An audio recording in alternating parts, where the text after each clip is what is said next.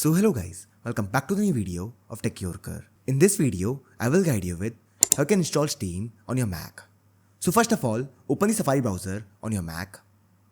Now here search for Steam. Now here, click on this first link which says Welcome to Steam. Now this will open Steam website. Here click on Install Steam.